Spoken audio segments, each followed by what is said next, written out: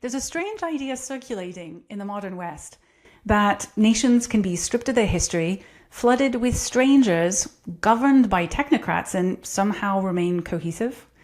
The Canadian political class has embraced this idea with an almost religious conviction.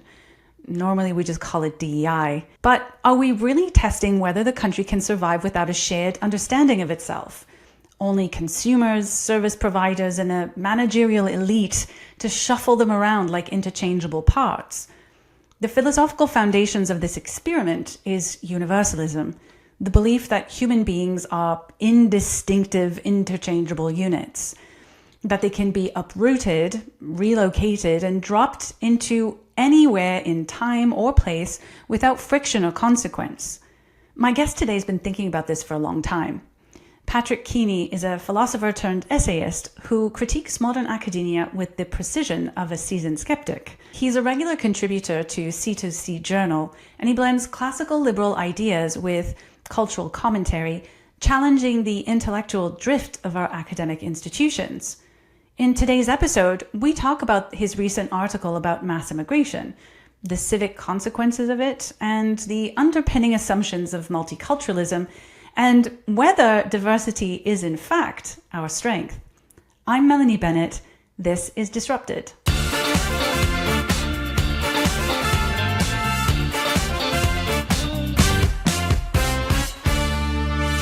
Hi, Patrick. Thank you so much for joining me today. Well, nice to be invited. Thank you.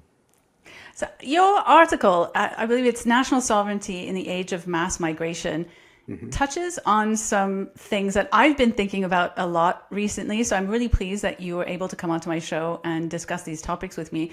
Now, the article that you wrote for the C2C Journal is about mass migration, but mass migration in and of itself didn't really appear out of a vacuum. So the policy was adopted based on some fundamental assumptions from progressive liberalism. And those assumptions are what I want to talk about today. The first one I want to talk about is the idea of universal man, which I guess could be summed up as interchangeable units of human beings. So Yeah, I think so. I think that's a fair kind of summary of it. And it's a particular view of the individual that grows out of the Enlightenment. And this ideal of the human as kind of detached from any particularities.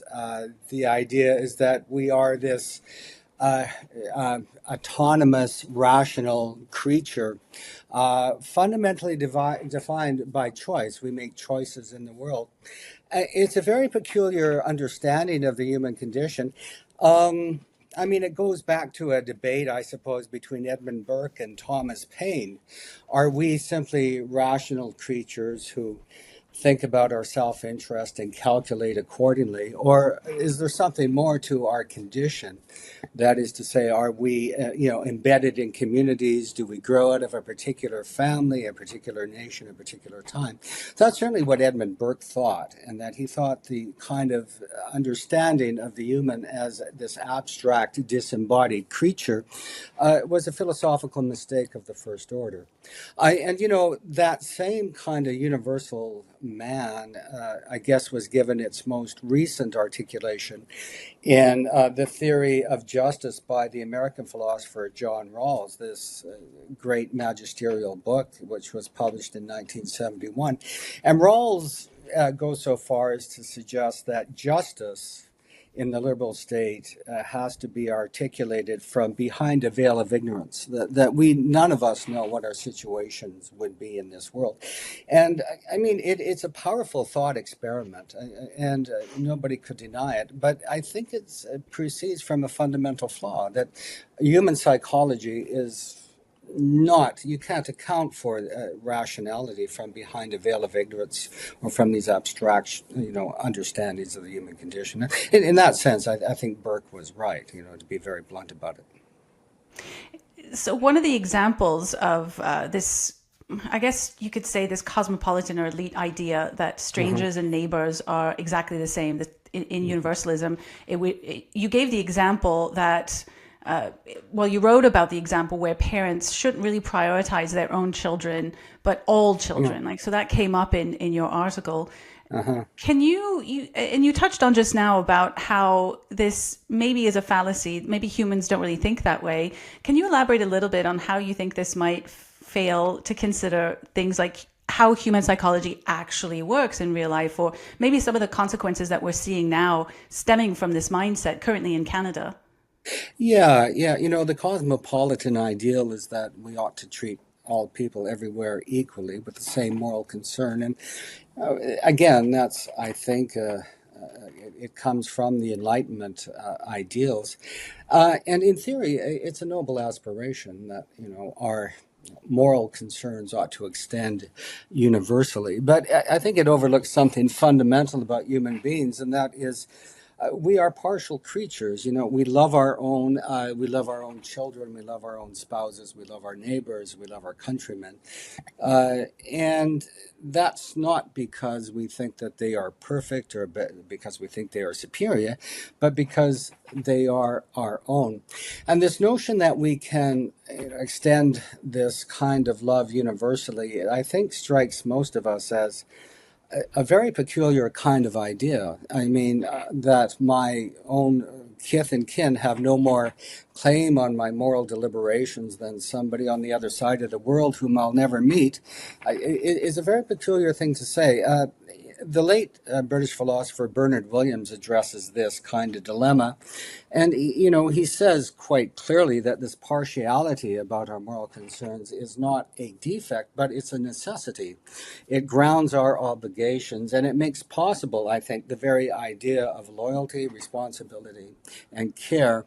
So when we try to structure a nation or a political order on a cosmopolitan model, when we pretend that loyalty to one's own, to our fellow Canadians, is some kind of vice rather than a virtue, then I think we drain political life of its effective core. Nations, I don't think any nation can simply, function as a delivery system for abstract rights.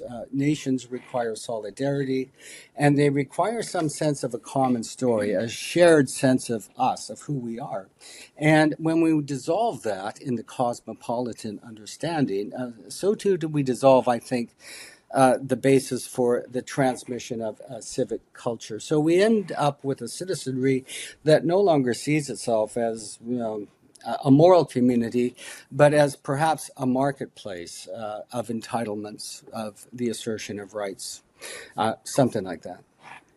Yeah, so it seems to me when you describe it that way, it's very, very similar to Richard Dawkins' selfish gene idea, where evolution requires closer kin, so genes that are more closely related to protect each other more or look after each other more to actually perpetuate the species, right? So that would be reflected then back into our own psychology, which would be saying that you sort of protect your own kin because that's how you perpetuate the culture in other ways. So it seems very similar to me that this biological and cultural arguments may actually go together.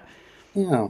Well, I've never thought of that, but I guess there are similarities between the idea of the selfish gene and this idea of cultural continuity. I haven't read Dawkins for a long time, but perhaps I should. Perhaps I should go. Well, it just seems really similar to me because then I just want to turn our attention a little bit to the idea of multiculturalism, because that's another fundamental assumption that's made when we talk about mass immigration. So it's a fundamental idea that supports this idea of mass immigration. So my idea of multiculturalism is that it rests on the ideas that many different cultures can coexist peacefully under a shared political framework. So those particular cultures don't necessarily have to embed themselves within one another, and they might not share the same moral frameworks, and they might not share the same justice, right? This sense of justice. But that would all be managed under this I guess you could say, this leviathan, this all-seeing eye Hmm. of the managerial state, which then Hmm. manages all of these different cultures. And it Hmm. feels like this idea of universalism is a kind of moral neutrality that doesn't really exist. Yeah, I think that's right. I think multiculturalism is premised on this idea that the state can be morally neutral among competing visions of what is good or the good life. And so it envisions the public square, less as as something of an empty stage, right? Where any number of actors can live out on the public square what it is they think is the good life. But I don't think any society, no matter how well governed or how well favored, can survive without some vision of the good life. And so, beneath every law, between every institution, there is, I think, a set of moral assumptions at work. So, these moral assumptions, I suppose, one can think of as kind of a moral grammar that guides every society. So when governments pretend to be morally neutral, I don't think they're anything of the sort. What they're doing is asserting or perhaps giving some kind of code of credence to a particular view of what is right, what is worth protecting, what kinds of ideas ought to be suppressed, and what ought to be cultivated. So the question to me has always been whether the government of the day is willing to admit and articulate what it is they see as what is to be promoted. So in practice, though, I think multiculturalism ends up avoiding the hard work of moral judgment. Clearly, not all views of the world can be assimilated into any civic society. We rightly, I think, look askance at societies that keep slaves, for example, and so the question before every government is which values are necessary to sustain freedom, which values are compatible with our civic ideals. These are tough questions, clearly, and one understands why politicians mostly want to avoid them. But without confronting these kinds of what we might call first order moral questions, I think our democracy weakens. Liberalism can't survive simply on procedures alone. There has to be a substance to it, and that substance, of course, is worked out in policies and politics, which is why, just parenthetically, I think freedom of speech is so absolutely essential in any democracy. We have to be able to articulate and make clear what the governing ideas, if you will, of our society are, and it's impossible to do that without any sort of freedom to express ourselves. I've done a little bit of work in Myanmar after the generals took over, and the generals imposed a preposterous set of just horrific ideas, and I forgot what the statute is, but basically any kind of criticism of the generals, you're called a terrorist and you're thrown in jail. And so I think that Canadians are right to be on guard against intrusions into free speech by the government. I do think there is. I agreed. I don't think the state here in Canada is morally neutral. I think it's taken on a secular religion, which we call diversity, equity, and inclusion. And Yeah. I think it's definitely taken that stance as their moral orthodoxy. Hmm. And we talk a lot about DEI and Hmm. whether or not this is undermining society. We hear things like diversity is our strength, and this Right. is rooted in my opinion, this idea of multiculturalism, the Hmm. universal man, the individual, Hmm. the interchangeable unit of human being that can be Hmm. transposed in time and place, and so on and so forth. And so, does this lead to tribalism or nativism if we reject a shared identity, if we don't integrate? Oh, I don't think it necessarily does, but diversity is our strength has been kind of the rhetoric for I don't know, 10 or 15 years at least. And, diversity itself isn't inherently corrosive. Canada, after all, has long been a diverse nature. But I think the challenge arises when diversity is elevated to this kind of quasi-religion, as you mentioned, diversity, equity, and inclusion.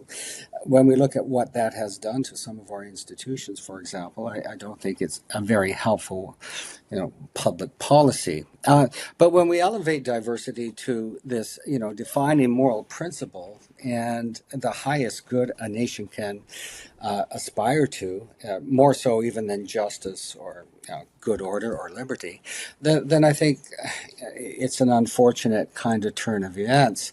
And so we no longer speak, of, in Canada at least, the public language, at least to my ear, we no longer speak of a shared inheritance of common purpose, of what binds us together as a nation. Instead, the language we hear in the public square tends to be that of inclusion, of equity, of representativeness, terms that signal a moral virtue, but which are curiously vague about what they mean, and I'm curiously vague about what, if anything, sort of unites the whole. So I think this rhetorical turn matters. It's when we invoke diversity not as one value amongst others, but as the supreme value to which a country, a nation ought to aspire to. We risk hollowing out the deeper cultural and historical foundations on which I would argue genuine pluralism depends. Diversity becomes detached, as it were, from any defining narrative, and it ceases to unite it and begins to fragment us. So I think, a healthy society welcomes newcomers, but welcomes newcomers into a shared civic project. And diversity can be enriching when it's framed within a confident national identity. But when that identity has been denigrated or denied, as we witness in this country, then I think diversity becomes something that pulls us apart. It transforms the public square into a battleground of group grievances rather than a meeting place of citizens. Yeah, it seems that you can't really have a core identity under universalism, or at least that's sort of how I'm looking at it a little bit more Yeah. these days.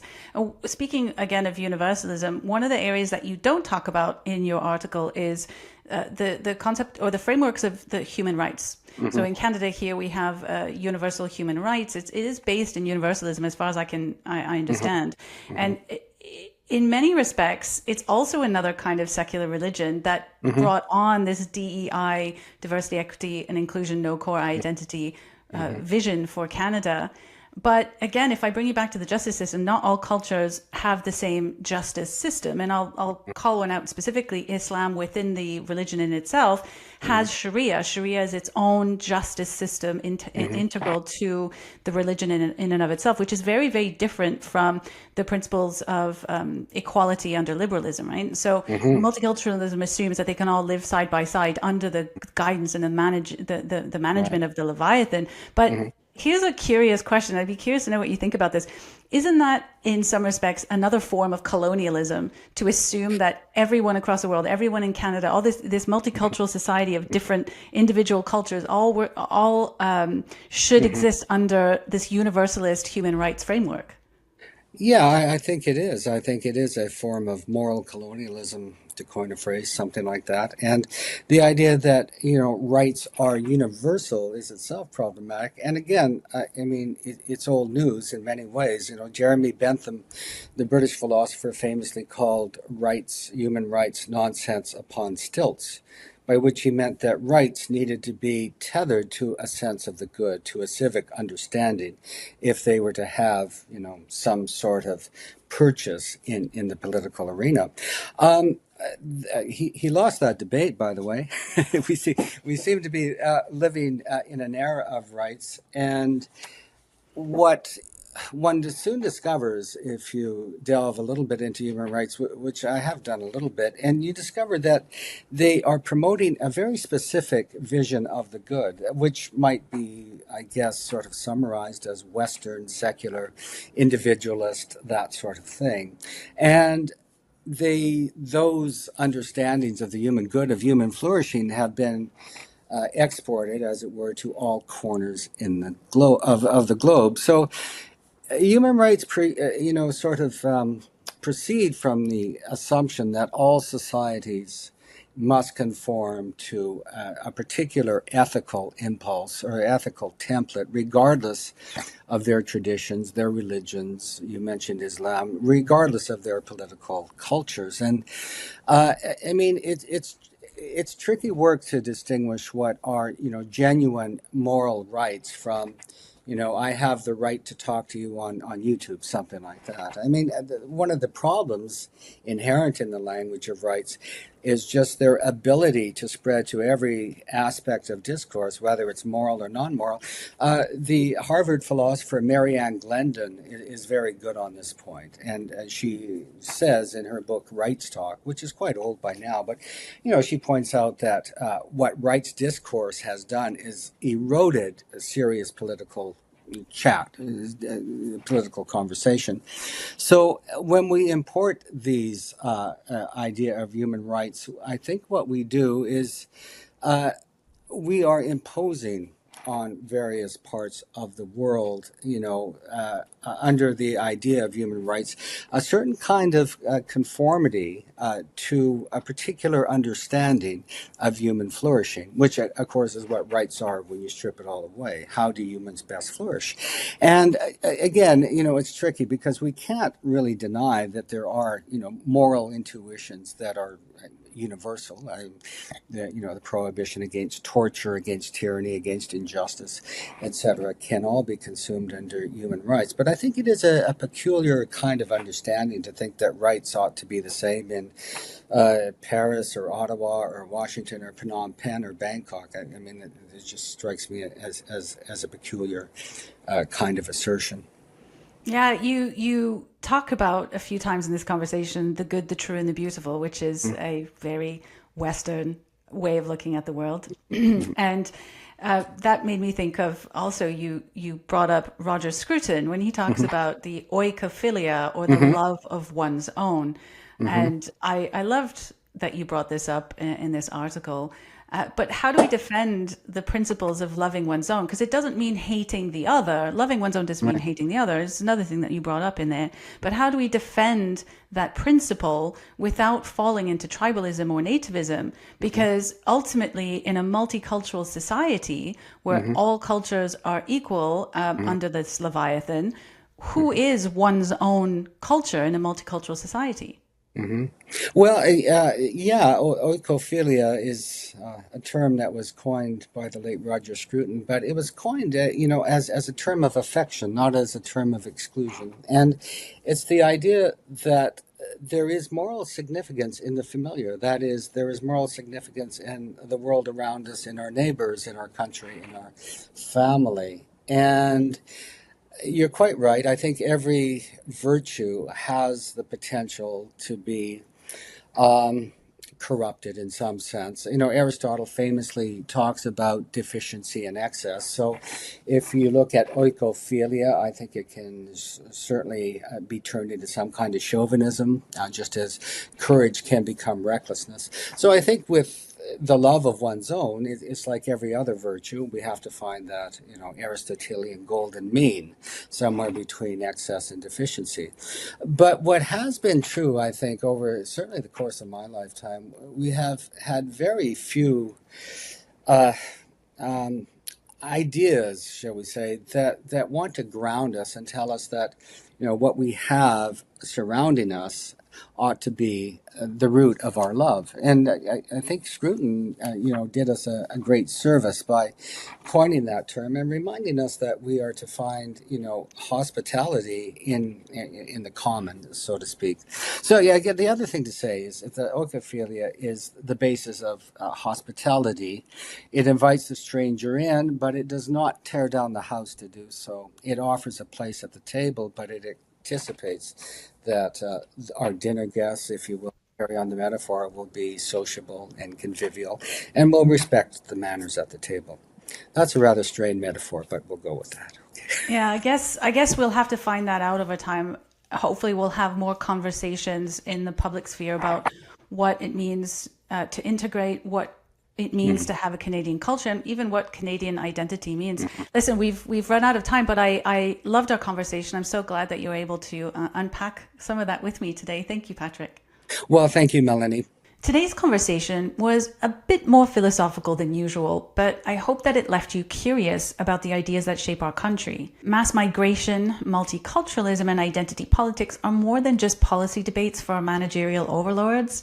They're questions about who we are, what holds us together, and what happens when that glue starts to dissolve. If you enjoyed this episode, please consider hitting like and subscribe, and maybe share it with someone you think might enjoy challenging the current thing. Join me next week for another episode of Disrupted. I'm Melanie Bennet, and thanks for watching.